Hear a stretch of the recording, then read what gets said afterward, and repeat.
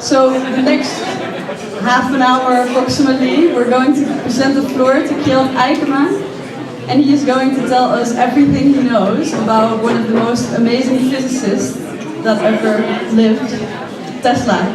Kjeld, the floor is yours.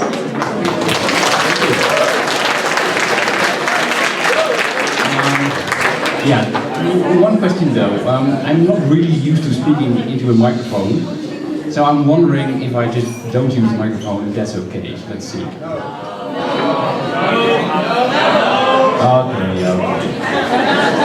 I'll try to do the microphone then.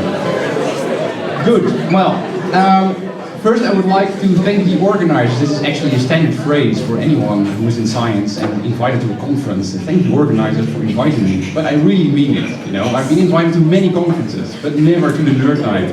So I really feel a certified nerd, and I'm proud of it. Yes.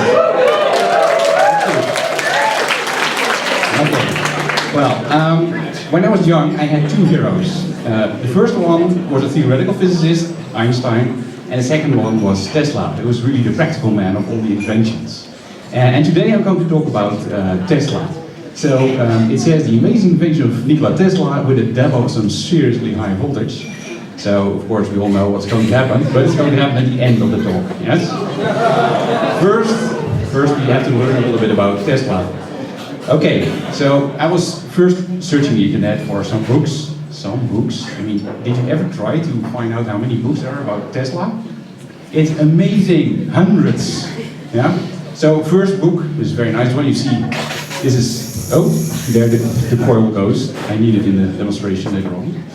But never mind, you see here this the fantastic inventions of Nikola Tesla. I thought, well, it's a good start. Let's go on. And again, more and more books. You know, first it's actually quite serious books, but then you also get books you think like, wait a minute, what is this about? You know, these sparks coming from hands. And then I found this book, for example, The Earthquake Machine. They don't read that Nickelodeon, but there's even better, yes. You can also get this one. Anti-gravity propulsion. Great. So Tesla, UFOs, classified aerospace technology. And you can search further. They all have it on Amazon.com. As you can see, UFO how-to. So you can build your own UFO. Great. So this is the kind of thing that Tesla inspired people to do. And that's because he made such fantastic inventions. Yes. Later in his life, he also claimed very strange things, so he really became sort of the typical mad scientist of his day. Anyway, so let's first start with some simple dates. He was born the 10th of July in 1856, and also Google noticed in 2009, as you can see, very nice. He died in the USA, the 7th January of 1943, so he was actually pretty old. And he went to the US in 1884. And the thing is, I'm not going to tell about what he did before that time too much.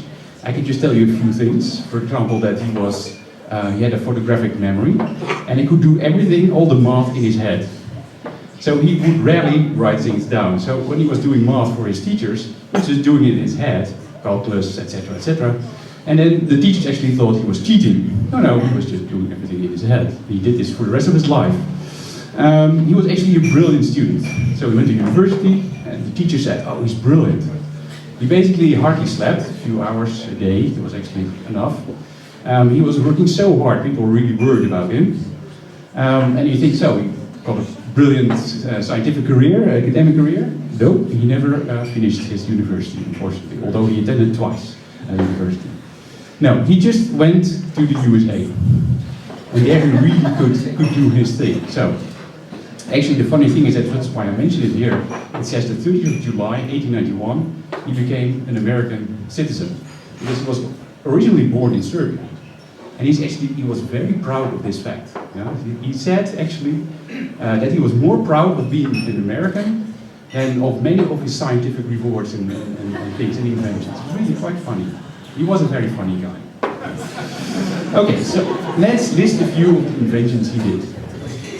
So, here he is. For example, certified three-phase AC current. Yeah, he really invented that. Loads of electrical generators. AC powered motors, efficient transformers, high frequency transformers, that's that thing over there. Radio, just if you don't know about this. Wireless energy transfer, fluorescent lighting. For example, the TL tubes we have, he invented that. He did X-ray experiments and many more things. Okay, so he's a very busy guy. And you can read quite a few quotes on the internet from him. But this one, I don't know actually where I got it from at some point, but this one I really like. So I just read it out loud. I do not think there is any thrill that can go through the heart, human heart, like that felt by an inventor as he sees some of his creation of the brain unfold into success. Such emotions make a man forget food, sleep, friends, love, everything. In other words, inventing is better than food and sex. Yeah? And I think it's true.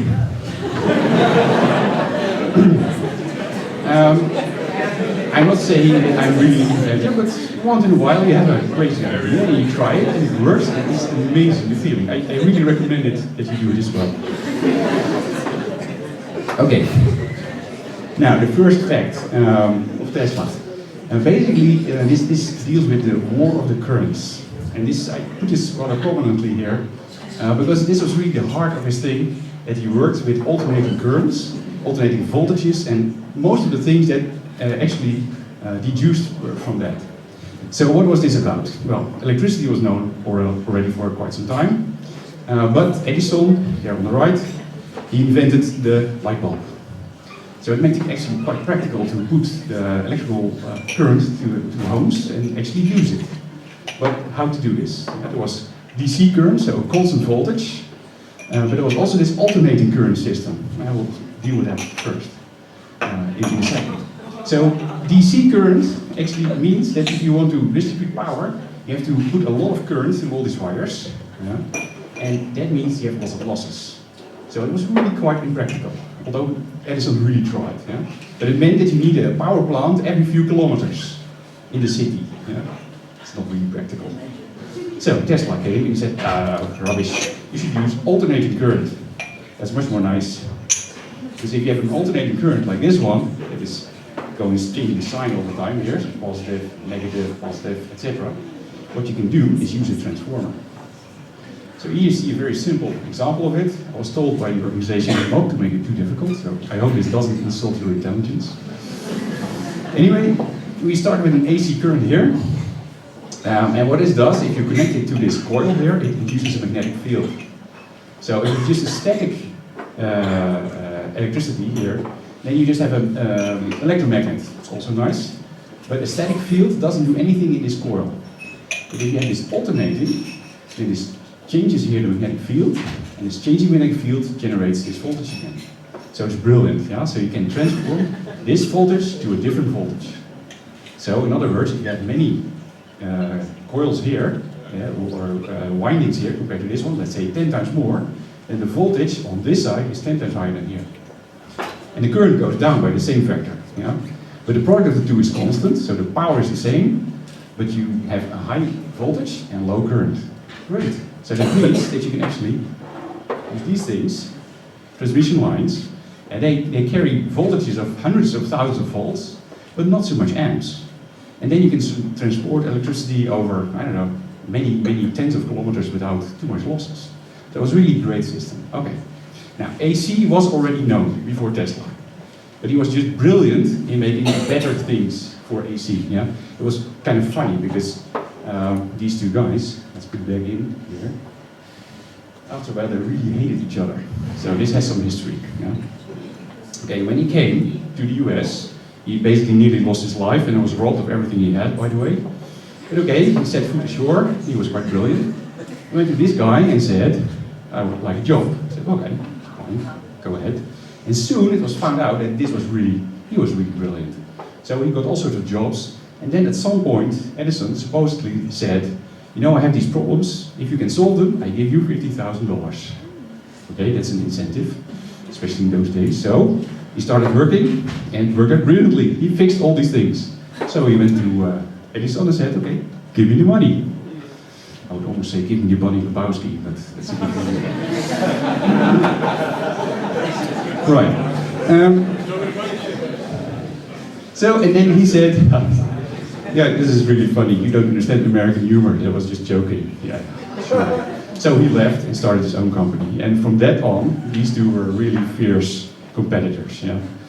But in the end, Tesla won. I mean, in the sense that the AC system is now what we use everywhere. And the three-phase system, which I depicted here, is actually from his hand. So simply, instead of one line of this alternating current, you can make three of them, all shifted a bit in time by 1/3. And if you combine this, you have these extra sockets with 5 poles, yeah, you can really make very nice motors. And also for this whole distribution system, it's brilliant. So he's really the inventor of that system. And it's used everywhere where you have heavy machinery, for example, still today. Okay, you see here a few examples of how the initial models look like. And this is from the Tesla Museum. These are the original tests of Tesla. Okay, now AC current, like you get from a socket, it's very useful, but it's not very exciting. But of course, he's known for something much more exciting, the Tesla Coil. And that is a transformer on steroids, basically.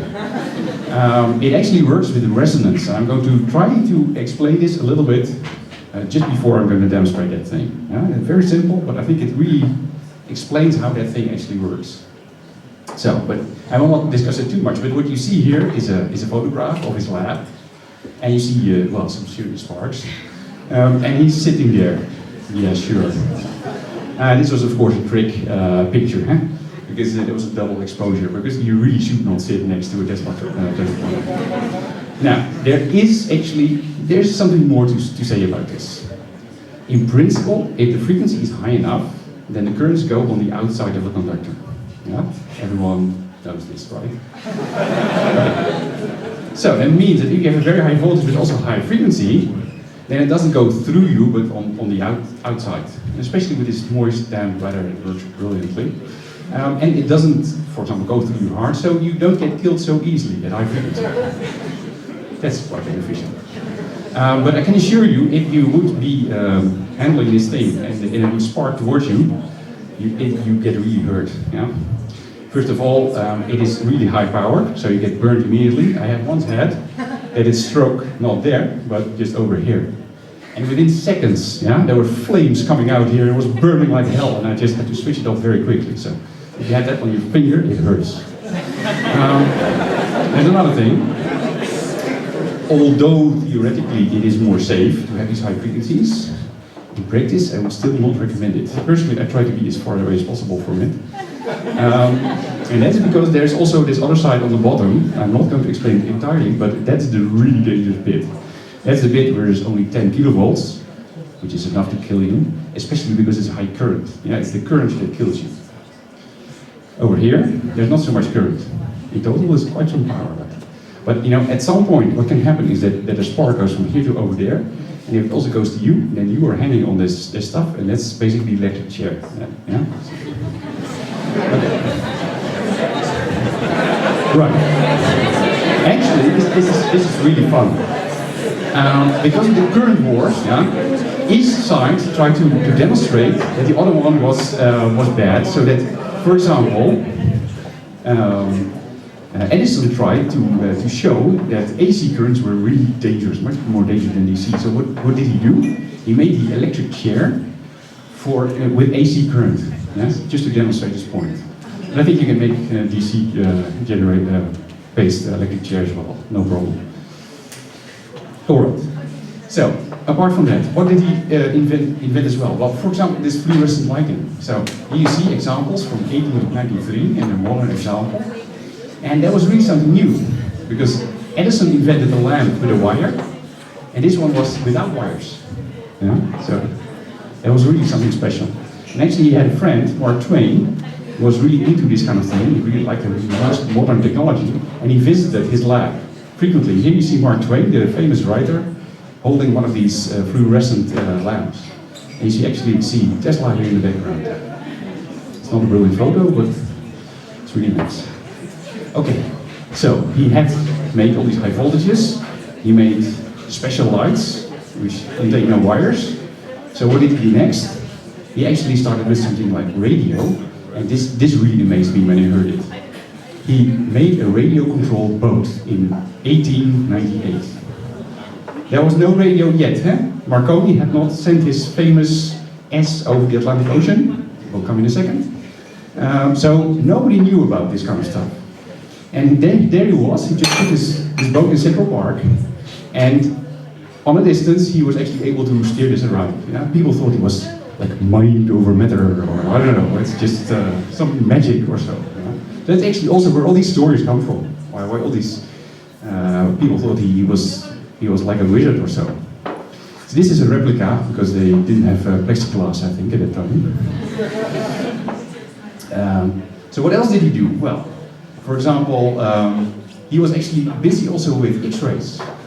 And it was a few weeks before Röntgen actually demonstrated that you can have X-rays and that you can make images like this, that he also noticed that his photographic paper went bad, and he fired his Tesla coils because some X-rays were generated. You know? And so when he heard about this, he immediately started making new tubes for X-rays, and they were far better than anything that anyone else had. So it's really funny. And here he, I don't know if this is his own hand, but this is an X-ray image from his lab. Another thing what he was really about was energy transfer using basically wireless energy transfer. So he was like quite idealistic, you could say. He was thinking, let's make some sort of tower that is radiating radio energy over the whole world. Yeah? And then people can just take a coil and pick it out of the air and use it for making a bulb glow. Yeah? And in principle it actually worked, although it was incredibly inefficient. So he really had to put in an enormous amount of power just to light a magnetic light bulb, let's say a few kilometers away. So we started building bigger and bigger towers. But there's one thing I did not say yet. Most of these experiments he did in New York. And one of the peculiarities is that he always lived in hotels, very expensive hotels. But you know, he made loads of money with his patents. He sold a Westinghouse and they made the money from it. So, but I mean, the voltages became a bit too big. I really know how this feels, because when I was building this thing, my apartment here in Amsterdam became too small, actually. It was not high enough, so that's why I moved out into higher some space. So he did the same. He went to Colorado Springs around 1900, started building these towers, and then so it's some sort of huge Tesla coil underneath here. And the good thing about this, that is he had a power plant in El Paso and lots of friends there, so they provided him free power, which was nice because he used a lot of power. But actually once he drove so much power that everything burned out in the El Paso power plant, so that was not so appreciated. Still, he went on, making a really big tower, and this is well known. This is the Wardenclyffe Experiment, and he actually got money for a big part from JP Morgan, maybe still known as a bank today.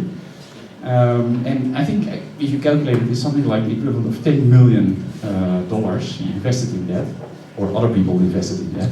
He tried to build it then. So he tried to build it, but it really did not work. It was not a big success. He tried it again in this on Long Island. This tower was unfortunately blown up later in World War I because the Americans thought that maybe the Germans would use it as some sort of beacon for the subways, or submarines, I must say. So they wanted to get rid of it, unfortunately. Oh well. But he did a lot then with radio, yeah? Not transmitting so much messages, but he controlled boats with it. And so, what the heck? We know Nobel Prize for radio, but Marconi did get one, together with Brown. Of course, Marconi was a pretty good showman. Well, let's face it, Tesla was too. But he sent, for example, letter S over, is ... over the Atlantic Ocean in 1901.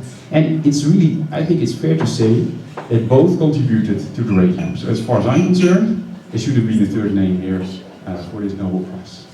There was actually also at some point, I don't know if it's true, but there was a rumor that maybe Edison and Tesla would get the Nobel Prize together. And the rumor has it that they both hated each other so much that, no, if I get it, if he gets it, I will not take it. Like this, and vice versa. So neither of them got it. Well, too bad. So, but Tesla actually has now renewed fame and recognition. This is a clear example of it, that we're now discussing him. And one of the things that he's now immortalized by is that the unit of magnetic field strength is called the Tesla. So that will not change anymore, so that's actually pretty nice to have your own unit named after you. In Time, for example, he was on the front cover. I don't know, it's nice. He has been on banknotes. He actually has a corner. Nikola Tesla corner. This is in New York. This is another thing that I have in the fact later on, as I'm almost done, but that actually later in life he became a bit obsessed with the letter 3, supposedly. And so he would go around the building first 3 times before, or around the block, before entering the building actually. So maybe he passed by this corner so many times that they named it after him. Stamps. You see here Tesla has Weber per square meter. And there's also a museum. Okay, so that's all covered. A few more of these things. I already said he had a photographic memory. He spoke 8 languages. You know, sometimes you have this typical division, like someone speaks languages, knows nothing about science, and the other way around. He did both. He got 300 patents worldwide, earned loads of money, but spent it even faster, especially towards the end of his life. That was a bit of a problem, so he ended more or less poor. He needed little sleep, just a few hours, and was really proud of that. He lived most of his life in hotels, was extremely private, and really obsessed with this. But okay, nevertheless, when he died, 2,000 people attended, so that's quite a show up. I mean, that's really nice.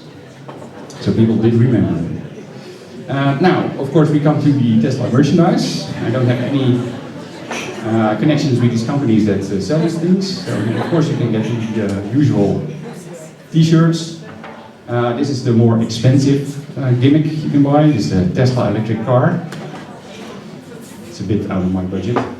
But there's one thing that I really like. Is I really should get. I mean, I just found out that it exists. Here it is. Experiments. Yes. And look here.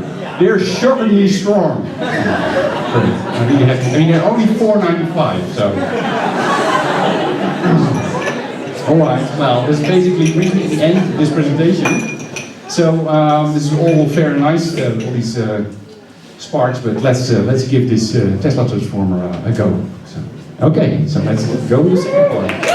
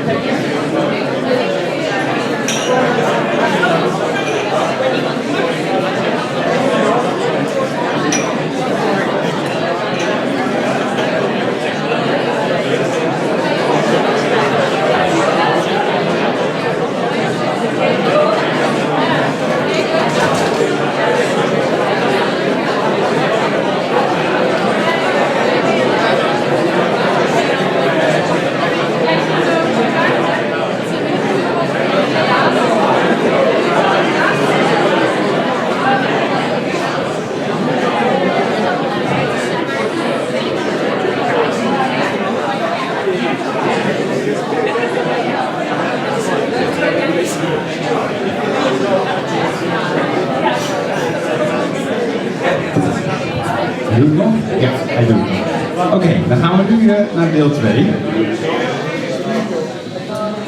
Sorry, I was just speaking Dutch. Right. I first would like to explain a tiny bit how this thing actually works by an analogy with a spring and some mass. And basically the spring is the coil you see over here. So this is something like 800 windings. And this here is what we call a capacitor, so storage for electricity. It's basically like the ball of the end. And from now on I have to take the mic away, because otherwise I cannot do it. So I hope I speak loud enough.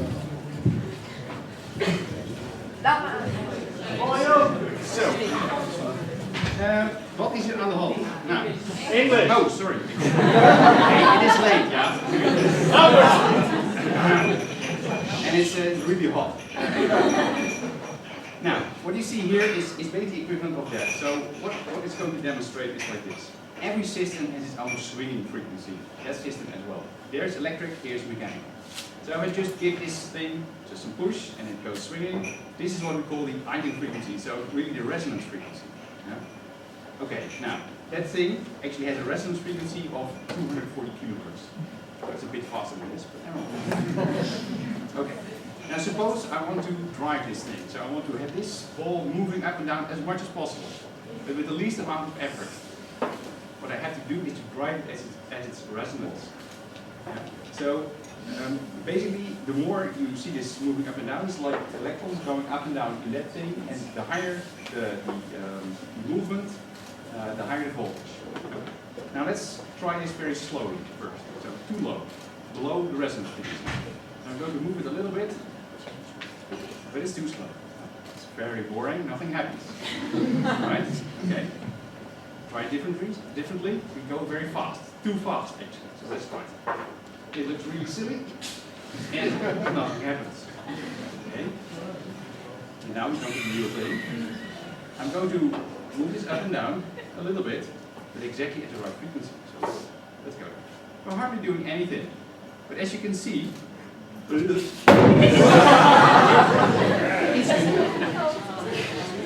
now exactly the same thing is happening over here.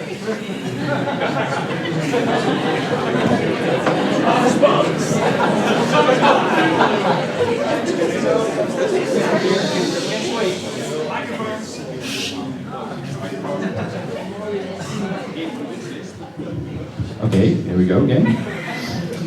This thing here can swing with this capacitance and this inductance, as we call this coil.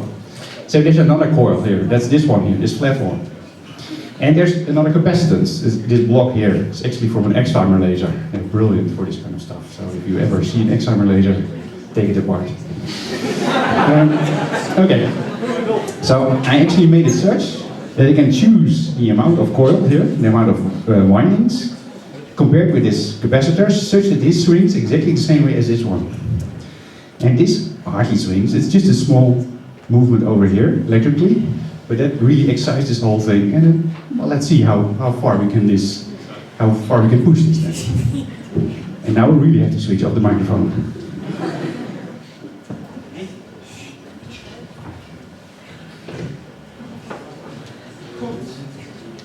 Okay.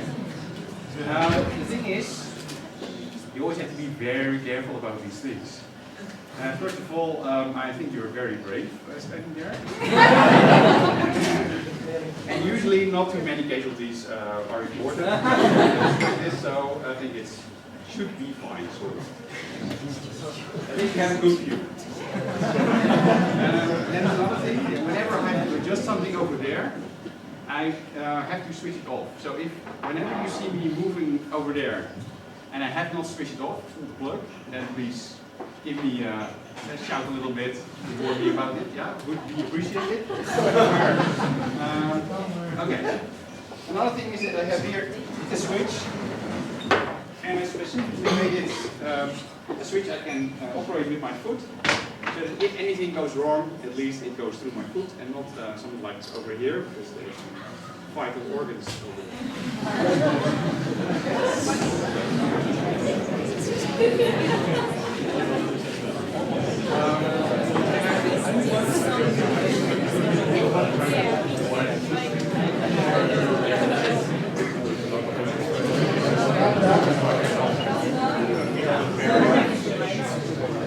Now, the thing is, it is incredibly moist here, yeah, and wet, have time to test it. So it's going to be just as a surprise for you as it is for me. But let's first try this on a moderate setting. Let's see if it can do this, please. Let's see here. Be prepared. Okay, good. Yeah. 10, 9, Switch off the light. 8. Everything, please. Yes. Let's see. Yeah, this works. Okay, switch off. Keep going. Can you switch it on? Light? Yeah, right, yeah. indeed. Thank you. Let's try it a bit more. Okay, so what you just saw previously was about 150,000 volts. But of course, that's not really. Let's see, this should be about 300,000 volts. Yeah, okay. Let's try it again. All light off again. Yeah, also works. So, let's continue.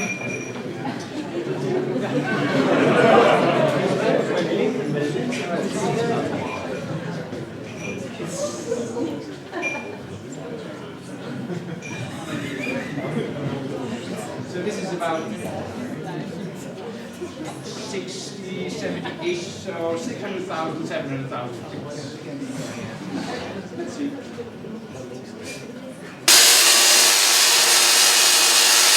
Yeah, also works.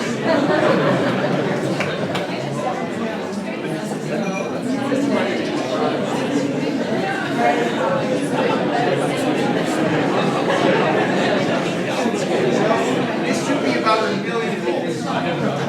And by the way, did you notice that there's a lot of noise coming from below there? Be a bit careful because it's switched on. That's actually what is called the primary spark gap. That makes that, so basically this capacitor bank is charged up like at 10 kilovolts by these needle transformers. It was really funny. I went to Utrecht to buy them, and this guy tells me, you know that these things are really dangerous. The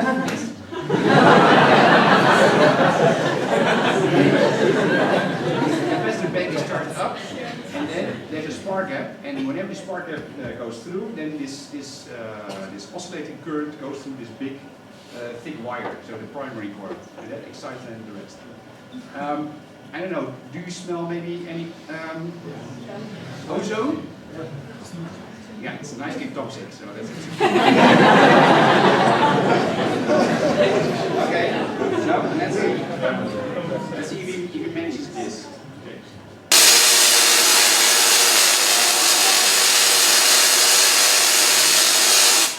Yeah.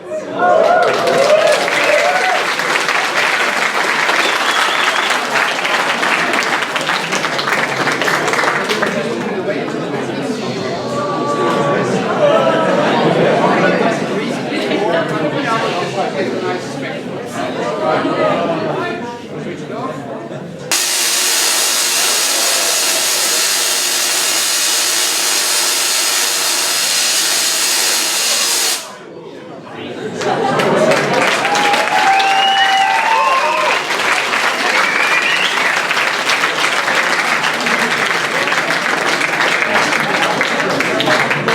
One final demonstration of the invention of Tesla of the fluorescent tube. So I have this tube here. Just put it here. I hope it stays. Yeah. Okay. It's about far enough. Yeah, because it should not really strike each thing, because then it explodes, basically. That is serious power from that thing. By the way, it's never a good idea to point at high voltage devices.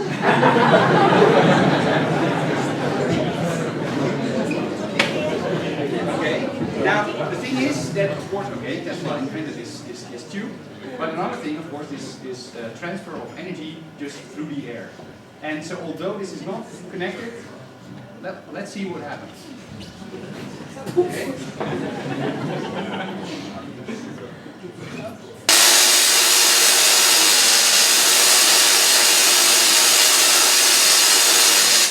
See? It lights up.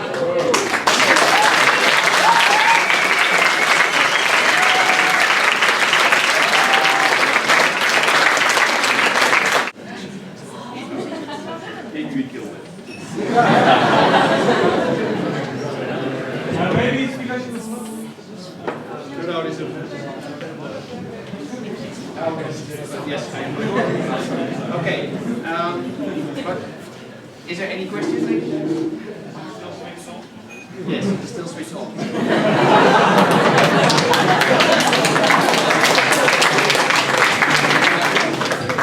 Thank you very much. Because I was wondering, first of all, it was very nice demonstration. I was wondering, do you know if anybody in history ever tried to make any of Tesla's inventions into weapons? Like, for example, in the games that we all play, like Red Alert. Well, yes. I mean, the thing was that Tesla made all sorts of inventions, mainly in his mind, and then wrote it down. And many of them didn't have not been tried, or they were just a little bit impractical. But he was, for example, imagining a particle gun, basically a high-energy particle gun, like a death ray, basically. Yeah? Another thing was that with this radiographic control of devices, he actually went to the Navy. And he said, well, I can make you a radio-controlled torpedo. How about that? So you can just steer it right where it should be, right? And the Navy said, nah, not interested. But it took 20 years before they picked up that idea again. So he really was ahead of his time with many of these things. Yes? How does the Tesla Coil relate to the Van de Graaff generator? Aha. The Van de Graaff generator is completely different. Does it relate at all? Well, in both cases high voltage, but the Van de Graaff generator is DC, first of all, and it works by some sort of transporter belt.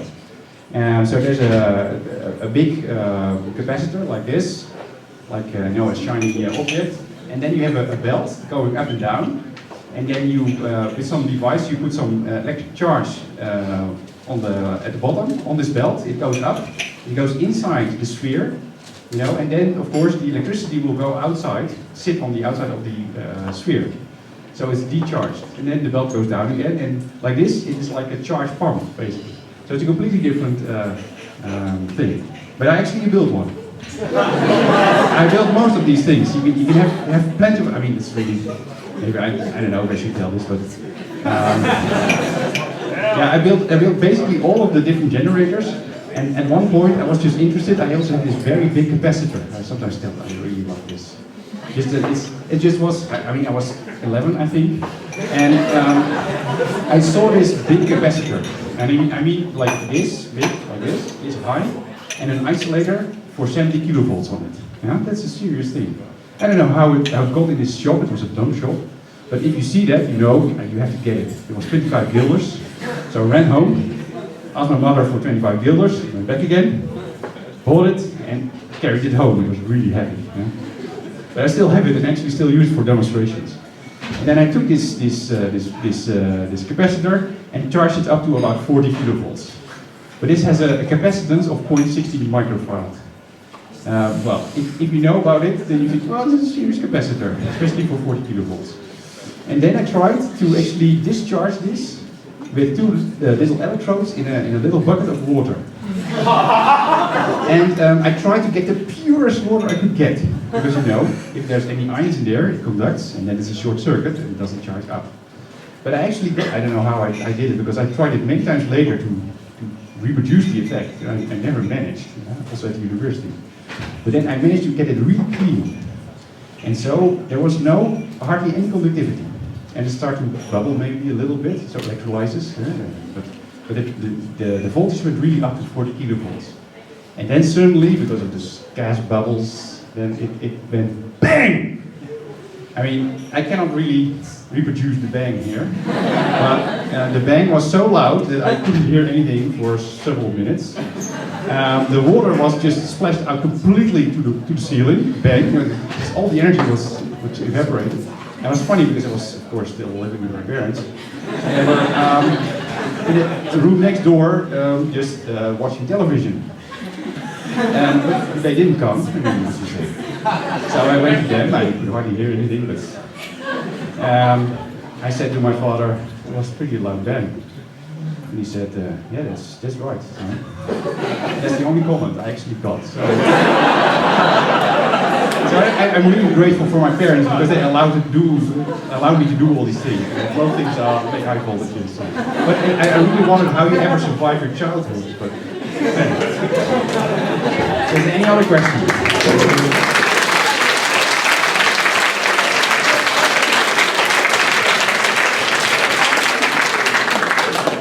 Last question for Kjeld. Yes? Thanks for a very nice talk. So, do you think there's something we can learn based on the story of Tesla from about how people make great discoveries and great inventions? So, on the one hand, I guess you need to exist at the right moment in history. On the other hand, it seemed like he needed the financial resources also to be able to play around. Yes, do you think those are critical factors, or is there? Yeah, and just follow your the thing that you really like, because only then you can be. He was obsessed about it. Yeah, so he slept a few hours a day, and the rest he just worked, and was making one invention after the other. And because of his initial inventions, he sold them to Westinghouse. I mean, he really got serious amount of money for that. Yeah, so he had something like $200,000. And this was in 1890 or so. So that meant a lot of money. So, but unfortunately, he immediately spent it on even bigger projects. And at some point, the project just became a little bit too big, like this big tower. But he was really obsessed by it. And that's the thing, that sometimes, I mean, if you really want new things, you should, some of these people, just let them do their thing. Because only then, if they work so intensely, they can actually reach new heights and new insights. If you try to steer scientific research, you say, well, you do this and you do that because that's fashionable, and what you're doing, that's so weird, you shouldn't do that. No, keep those people working on those weird things. Yeah, not everyone should do that because there are many crackpots, of course. But you know, a few of them should be allowed to just do whatever they like, and probably you get something brilliant out of it. So that's the lesson. Exactly.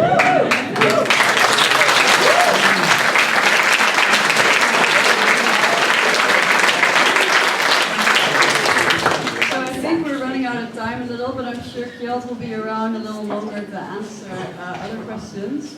So as for me, I'm just wondering how many of you are regretting not having studied physics right now?